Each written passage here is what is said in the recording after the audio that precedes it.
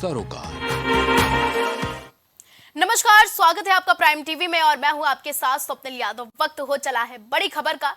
तो मुख्यमंत्री योगी आदित्यनाथ आज शहरी विकास से जुड़ी 11,000 करोड़ रुपए की लागत की 3,419 परियोजनाओं का शिलान्यास और लोकार्पण करेंगे। राजधानी में इंदिरा गांधी प्रतिष्ठान में होने वाले कार्यक्रम में नगर विकास विभाग की ओर से संचालित 22 योजनाओं के तहत शहर के विकास से संबंधित 3,150 परियोजनाओं का शिलान्यास होगा, जबकि 16,032.58 करोड़ की लागत से तैयार हो चुकी 269 परियोजनाओं का लोकार्पण किया जाएगा। तो आज का दिन बेहद खास है क्योंकि आज सीएम योगी और पीएम नरेंद्र मोदी बड़ी सौगात देने वाले हैं। ये सौगात जनता के लिए काफी कारगर साबित होने वाली है, जनता को लाभ मिलने वाला है। तो सौगातों की बौछार लगी हुई है। ऐसे में सौगात पर सौगात मिल रही है। जहां बीते दिन भी पीएम नरेंद्र मोदी और सीएम योगी आदित्यनाथ ने प्रदेश की जनता को सौगातें दी थी, तो ऐसे में सौगातों का सिलसिला तो जारी है। तो सीएम की ये सौगात बेहद अहम होने वाली है, जहां मुख्यमंत्री योगी आदित्यनाथ आज शहरी विकास से जुड़ी 11,000 करोड़ रुपए की लागत से परियोजनाओं का लोकार्पण और शिलान्यास करेंगे। तो ऐसे में आज का दिन बेहद खास होने वाला है। एक तरफ जहां लोकसभा 2024 का चुनाव बेहद नजदीक है, तो दूसरी तरफ शहरी विकास को लेकर सीएम योगी आदित्यनाथ और पीएम नरेंद्र मोदी यानी कि डबल इंजन की सरकार एक्टिव मोड पर है और अपनी जनता को लुभाने के लिए अनेक परियोजनाओं का लोकार्पण और शिलान्यास कर रही है। ऐसे में राजधानी के इंदिरा गांधी प्रतिष्ठान में होने वाले कार्यक्रम में नगर विकास विभाग की ओर से संचालित 22 योजनाओं के तहत शहरों के विकास से संबंधित 9,458.66 करोड़ रुपए की लागत से शुरू होने वाली 3,150 परियोजनाओं का शिलान्यास होगा, जबकि 1,632.58 करोड़ लागत से तैयार हो चुकी 269 परियोजनाओं का लोकार्पण किया जाएगा। तो आज का दिन बेहद खास होने वाला है क्योंकि आज सौगातों की बौछार होगी। तो ये बड़ी खुशखबरी है प्रदेशवासियों के लिए क्योंकि आज मोदी और योगी यानी कि डबल इंजन की सरकार आज बड़ी सौगातें देंगी। वहीं ये सौगातें नगरवासियों की आम सुविधा को बढ़ाने के लिए मुख्यमंत्री योगी आदित्यनाथ की ओर से दी जा रही हैं। तो इंदिरा गांधी प्रतिष्ठान में कार्यक्रम का आयोजन होगा। ऐसे में 3,419 परियोजनाओं का लोकार्पण और शिलान्यास होगा। राजधानी के इंदिरा गांधी प्रतिष्ठान में होने वाले कार्यक्रम में नगर विकास विभाग की ओर से संचालित 22 योजनाओं के तहत शहर से विकास से संबंधित 3,150 परियोजनाओं का शिलान्यास होगा। तो बेहद अहम दिन है आज क्योंकि डबल इंजन की सरकार आज बड़ी सौगात देने वाली है, सौगातों की बौछार होने वाली है। ऐसे में क्या क्या सौगातें मिलेंगी ये तो वक्त ही बताएगा, लेकिन जो आंकड़ा है वो काफी लंबा है कि लंबी परियोजना, काफी अहम परियोजना जो देशवासियों को सीएम योगी देंगे। तो आज शहरी विकास की 11,000 करोड़ परियोजनाओं की सौगात आज सीएम देने वाले हैं प्रदेश की जनता को। तो इसी खबर पर ज्यादा जानकारी के लिए हमारे साथ अभिनव जुड़ चुके हैं। अभिनव, सौगातों की बौछार लगातार लगी हुई है, बीते दिनों से लगातार सौगात पे सौगात सीएम और पीएम दे रहे हैं। ऐसे में आज की सौगातों का क्या असर होगा प्रदेश की जनता पर? जी बिल्कुल, देखिए प्रदेश की जनता के लिए आज जो सीएम योगी हैं वो सौगात देंगे। 11,000 करोड़ की जो परियोजनाएं हैं उनका शिलान्यास लोकार्पण होगा। राजधानी लखनऊ के इंदिरा गांधी प्रतिष्ठान में शाम 4 बजे के वक्त इस कार्यक्रम का आयोजन होगा और इस कार्यक्रम में जो दोनों डिप्टी सीएम है ब्रजेश पाठक, केशव प्रसाद मौर्य, वो भी उपस्थित रहेंगे और सीएम 3,419 जो विकास परियोजनाएं हैं उनका लोकार्पण शिलान्यास करेंगे और नगर विकास से जुड़ी भी कई इसमें योजनाएं शामिल हैं। जी अभिनव, अगर बात की जाए तो अहमदाबाद से वर्चुअली पीएम नरेंद्र मोदी ने कुछ सौगातें दी हैं। ऐसे में वो कौन कौन सी सौगातें हैं और इनका जनता को क्या लाभ मिलने वाला है? जी बिल्कुल, देखिए पीएम नरेंद्र मोदी भी आज वर्चुअली कई सौगात देशवासियों को देंगे। इसमें 10 वंदे भारत ट्रेन जो है वो देश को मिलेगी। उत्तर प्रदेश को 2 वंदे भारत ट्रेन मिलेंगी। एक ट्रेन गोमती नगर से भी चालू हो रही है। इसके अलावा तमाम अन्य सौगातें हैं जो पीएम नरेंद्र मोदी आज जुड़ के देशवासियों को देंगे। जी, तो आज सीएम योगी अभिनव सौगात देने वाले हैं 11,000 करोड़ रुपए की। तो ऐसे में इन सौगातों में कौन कौन सी परियोजनाएं हैं जिनका आज लोकार्पण और शिलान्यास होने वाला है, वो बेहद अहम परियोजनाएं कौन कौन सी हैं अभिनव? जी बिल्कुल, देखिए नगर विकास विभाग से जुड़े कई जो योजनाएं हैं वो इनमें शामिल हैं। इसके अलावा बात करें तो तमाम अन्य भी योजनाएं हैं जिनका आज सीएम योगी इंदिरा गांधी प्रतिष्ठान में शाम 4 बजे के वक्त लोकार्पण और शिलान्यास करेंगे। ये प्रदेशवासियों के लिए एक सौगात के रूप में सीएम योगी आज इस कार्यक्रम में मौजूद रहेंगे। दोनों डिप्टी सीएम भी आज इस कार्यक्रम में उनके साथ मौजूद रहेंगे। जी, अभिनव अगर बात की जाए तो बीते कई दिनों से सौगातें चल रही है। सौगातों की बयार अगर एक तरफ से कहा जाए तो सौगातों की बयार डबल इंजन की सरकार दे रही है। ऐसे में लोकसभा 2024 के चुनाव में क्या इन सौगातों का कोई असर देखने को मिलेगा?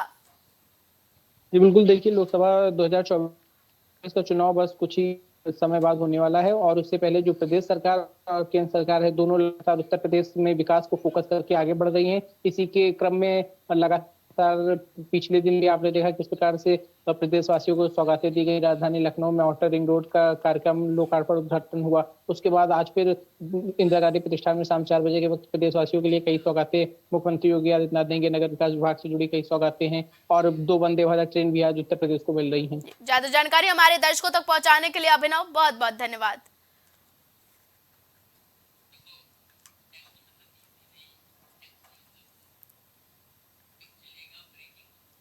क्या है थोड़ी सी बताएं तो।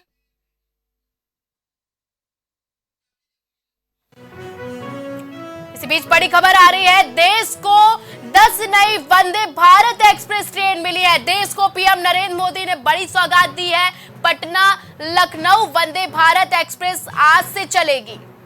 हरी झंडी दिखाकर पीएम नरेंद्र मोदी ने अहमदाबाद से वर्चुअली सौगात दी है। लखनऊ के गोमती नगर स्टेशन तक ट्रेन चलेगी। पटना से चलकर अयोध्या होते हुए ये वंदे भारत ट्रेन लखनऊ पहुंचेगी। अहमदाबाद से पीएम नरेंद्र मोदी ने वर्चुअली नई 10 वंदे भारत ट्रेन का वर्चुअली लोकार्पण किया है। पीएम मोदी जन औषधि केंद्र का भी लोकार्पण अहमदाबाद से पीएम नरेंद्र मोदी ने किया है। ऑपरेशन कंट्रोल सेंटर का भी पीएम नरेंद्र मोदी ने लोकार्पण किया है। आज देश की जनता को बड़ी सौगात मिली है। देश की जनता को 10 नई वंदे भारत आज से चलेंगे। ये बड़ी सौगात पीएम नरेंद्र मोदी ने देश की जनता को दी है। पटना से लेकर लखनऊ तक वंदे भारत ट्रेन चलेगी। लखनऊ के गोमती नगर स्टेशन तक ये ट्रेन चलेगी। पटना से चलकर अयोध्या होते हुए वंदे भारत ट्रेन लखनऊ पहुंचेगी। तो बेहद खास दिन है। अहमदाबाद से पीएम नरेंद्र मोदी ने वर्चुअली लोकार्पण किया है। पीएम नरेंद्र मोदी जन औषधि केंद्र का भी पीएम नरेंद्र मोदी ने लोकार्पण किया है।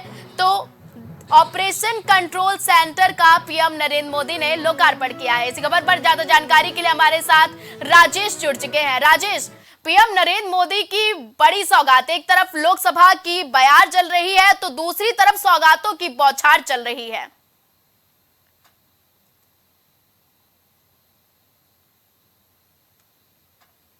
लोकसभा का चुनाव सामने है तो जाहिर सी बात है कि कोई भी सरकार होती है तो वो सौगातों की बौछार करती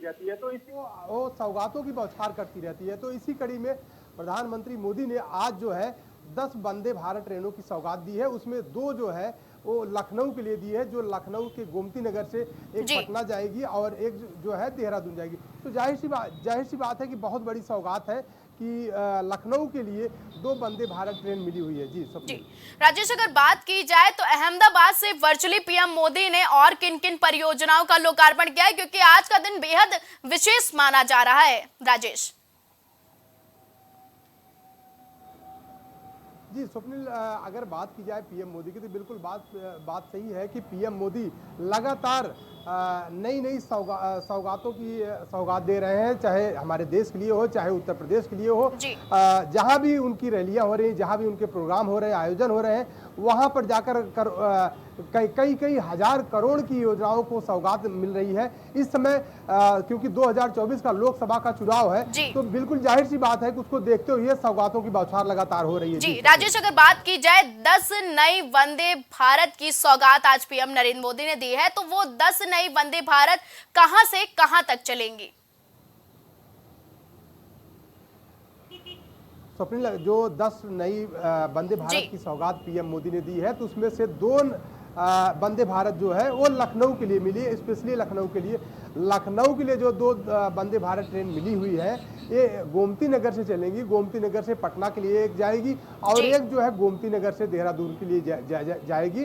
तो ये फाइनल हो चुका है। तो जाहिर सी बात है कि मुख्यमंत्री योगी आदित्यनाथ ने भी ये चीज कह दिया है कि डबल इंजन की सरकार जो है लगातार प्रदेश में और देश में नई नई सौगात को दे रही है, और हमारे अपने देश को, भारत को आगे बढ़ाने का काम कर रही है। क्योंकि 2024 का लोकसभा का चुनाव है, उसको देखते हुए तमाम सारी योजनाओं को सरकार जो है ला रही है और जनता तक पहुंचाने का काम कर रही है।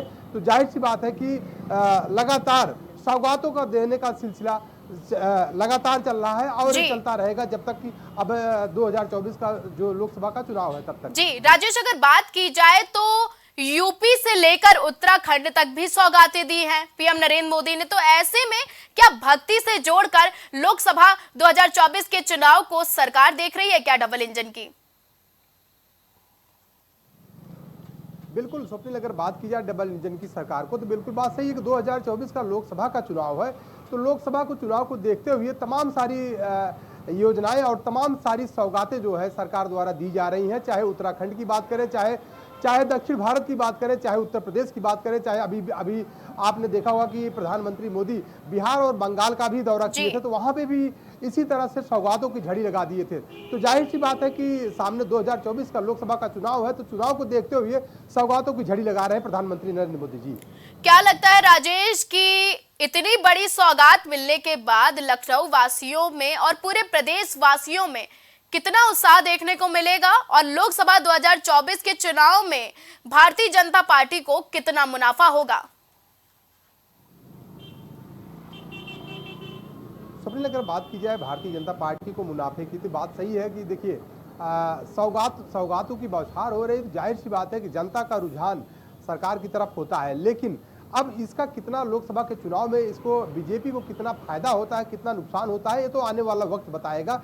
लेकिन हाँ, सौगातों की बौछार जो है, तो लगातार सौगातों की बौछार चल रही, चाहे प्रधानमंत्री मोदी हो, चाहे मुख्यमंत्री योगी आदित्यनाथ हो। तो दोनों डबल इंजन की सरकार जो है लगातार सौगातों की बौछार कर रही है। जी राजेश, अगर बात की जाए तो चुनावी माहौल चल रहा है और सभी सरकारों का ये होता है कि चुनावी माहौल में जनता को सौगातें देना। तो ऐसे में ये चुनावी माहौल में सौगातों पर सौगात की बौछार, क्या लगता है राजेश की लोकसभा 2024 का चुनाव नजदीक है, तो ऐसे में चुनावी माहौल में ये बौछार कितनी कारगर साबित होगी?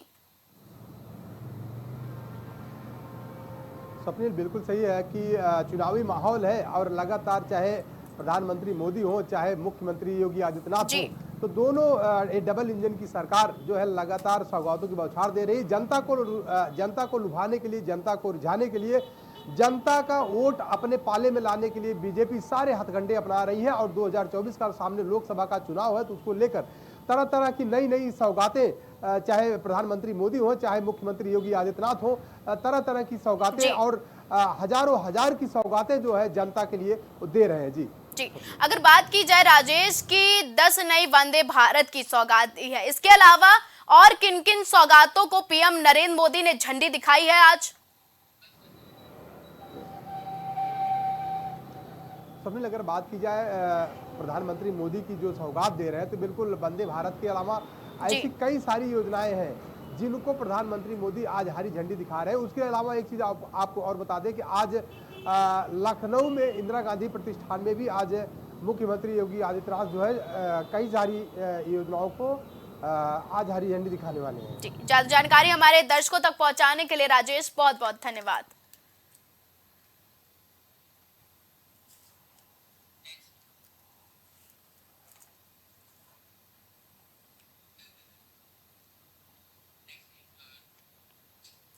केंद्र सरकार के सिटीजनशिप अमेंडमेंट एक्ट का नोटिफिकेशन जारी करते ही इस कानून में देश भर में लागू कर दिया गया है और इसके बाद से यूपी पुलिस अलर्ट मोड पर है। वहीं डीजीपी प्रशांत कुमार ने भी निर्देश दे दिया है कि चप्पे चप्पे और एक एक नागरिक पर पैनी निगाहें रखी जाएं और प्रशासन अलर्ट मोड पर रहे। लखनऊ, बरेली और आगरा समेत कई शहरों में पुलिस ने फ्लैग मार्च निकाला। हम आपको स्क्रीन पर तस्वीरें दिखा रहे हैं लखनऊ, सहारनपुर, मुजफ्फरनगर, मेरठ से, जहां भारी पुलिस बल तैनात किया गया है और चप्पे चप्पे पर निगाहें रखी जा रही हैं। सीएए लागू होने के बाद से प्रदेश भर में पुलिस प्रशासन एक्टिव मोड पर है। और दूसरी ओर सपा प्रमुख अखिलेश यादव ने कानून को लेकर निशाना साधा है। देखो, चुनावी दौर लगातार चल रहा है और ऐसे में खींचातान सरगर्मी होना आम बात है।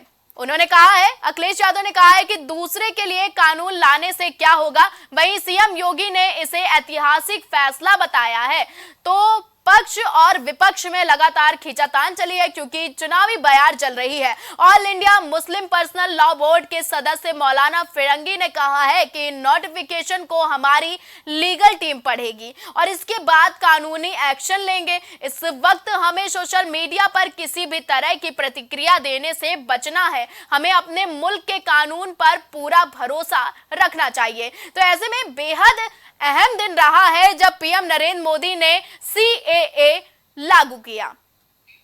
तो सीएए लागू करने के बाद से पूरे यूपी में अलर्ट जारी कर दिया गया है। हम आपको स्क्रीन पर तस्वीरें दिखा रहे हैं। लखनऊ में भारी पुलिस बल तैनात किया गया है। डीजीपी प्रशांत कुमार ने निर्देश दिए हैं। वहीं सहारनपुर में आप देख सकते हैं कि चप्पे चप्पे पर पुलिस तैनात है। मुजफ्फरनगर में पुलिस फ्लैग मार्च निकाल रही है। वहीं मेरठ के हर एक चप्पे चप्पे पर हर एक संदिग्ध एक्टिविटी और व्यक्तियों पर पुलिस प्रशासन निगाह रख रहा है। तो आप स्क्रीन पर ये तस्वीरें हम आपको सीधे दिखा रहे हैं लखनऊ, सहारनपुर, मुजफ्फरनगर और मेरठ से।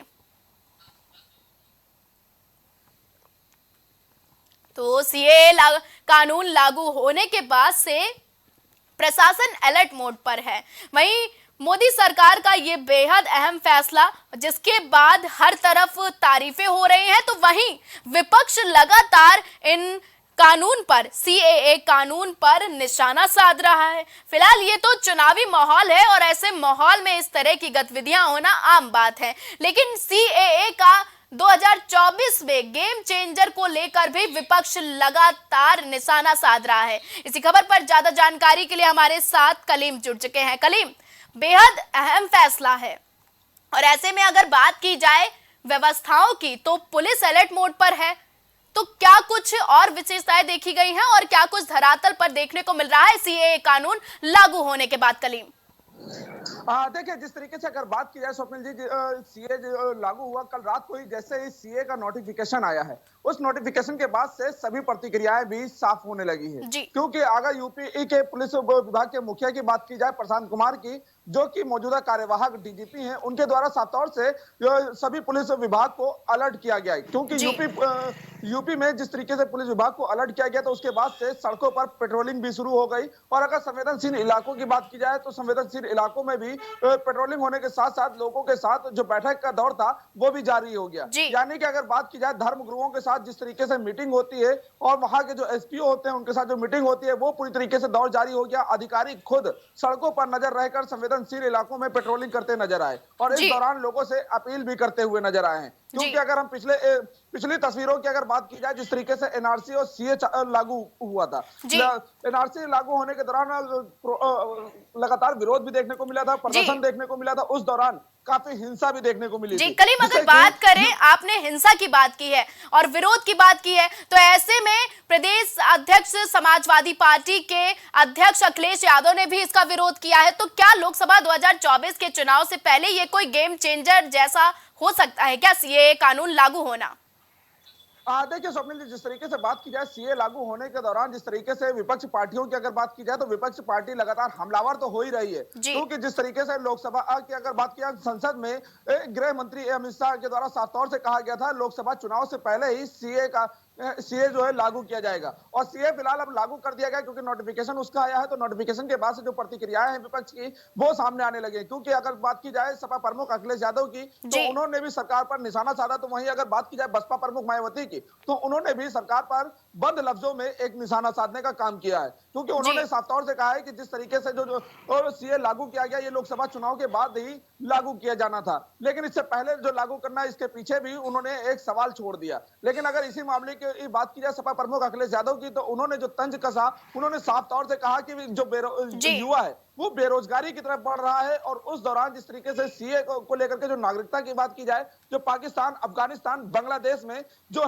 लोग पहुंचे थे देश के बंटवारे के दौरान, उन लोगों जी को जो नागरिकता देने की बात कही गई, नागरिकता देने को लेकर के, तो उन सभी मामलों को लेकर के तंज कसा कि जो हिंदुस्तान के जो बेरोजगार युवा है उनको एक तरफ रोजगार नहीं मिल रहा, वो रोजगार को लेकर के लगातार सड़कों पर अपना जी विरोध दिखाते नजर आ रहे हैं, जी उन पर लाठियां बरसाई जा रही हैं। लेकिन दूसरी ओर जो नागरिकता देने की बात की जा रही है, नागरिकता को लेकर के भी उन्होंने सवाल खड़ा किया है। जी कलीम, लेकिन अगर विपक्ष बात जिस तरीके की जाए कि एक तरफ जोश दिख रहा है तो दूसरी ओर रोष दिख रहा है। असम में छात्रों का प्रदर्शन कई सवाल उठा रहा है। ऐसे में छात्र क्यों प्रदर्शन कर रहे हैं? अगर सीए कानून लागू होने से इतनी बर्बरता होने के बाद उनको लापरवाही जो देखने को मिल रही है, असम में पुलिस प्रशासन की जो सतर्कता है वो भी देखने को नहीं मिल रही, तो छात्र क्यों प्रदर्शन कर रहे हैं? क्योंकि ये कानून तो काफी बेनिफिशियल है।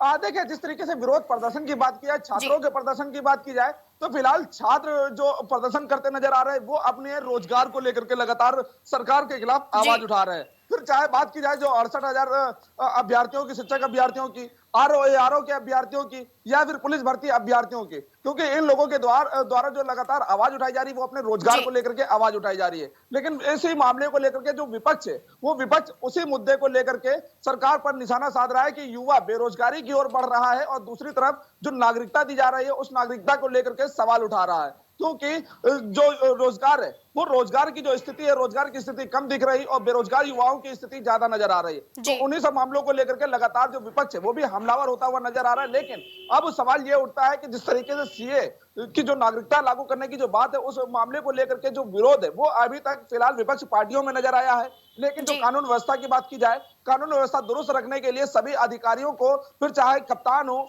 या फिर पुलिस कमिश्नर हो, उन सभी को डीजीपी के द्वारा निर्देश दिए गए हैं, और सड़कों पर निगाह बनाने के साथ साथ जो संवेदनशील इलाके जी हैं वहां पर फोर्स तैनात करने की हिदायत भी दी गई है। और उसी तर्ज पे अगर बीती रात की तस्वीरों की अगर बात की जाए, जी तो कलीम। अगर लखनऊ की बात की जाए तो लखनऊ के जो पुराने लखनऊ की संवेदनशील गलियां हैं उन गलियों में खुद लखनऊ के पुलिस कमिश्नर एसबी शिरोडकर के साथ साथ यूपी के जो कानून व्यवस्था की बात की जाए वो वीडियो जी कॉन्फ्रेंसिंग के जरिए बैठक भी ली गई थी, और बैठक में साफ तौर से सभी को निर्देश देने के साथ ही उनको हिदायत देने के साथ जो मॉनिटरिंग थी उन मॉनिटरिंग का पूरी तरीके से जायजा भी लिया गया था, और साफ तौर से निर्देश दिए गए थे कि किसी तरह की कोई भी हिंसा ना हो, जहां पर अफवाहें बढ़ाई जा रही है वहां पर जी अफवाहों पर पूरी तरीके से लगाम लगाई जाए। और अफवाहों की अगर बात किया, सोशल मीडिया एक बड़ा प्लेटफॉर्म है और जी उसकी निगरानी के लिए डीजीपी मुख्यालय से ही इसकी पूरी मॉनिटरिंग की जा रही है। एक जो सेल बनाया गया है वो सेल पूरी तरीके से सोशल मीडिया की निगरानी कर रहा है कि अगर उस पर किसी तरह की भड़काऊ पोस्ट आती है या फिर भड़काऊ बयानबाजी होती है जी या फिर अफवाह जो फैलाने का काम है अगर वो किया जाता है तो उस पर भी तत्काल कार्रवाई जी करने कलीम, ज्यादा जानकारी हमारे दर्शकों तक पहुंचाने के लिए कलीम बहुत बहुत धन्यवाद।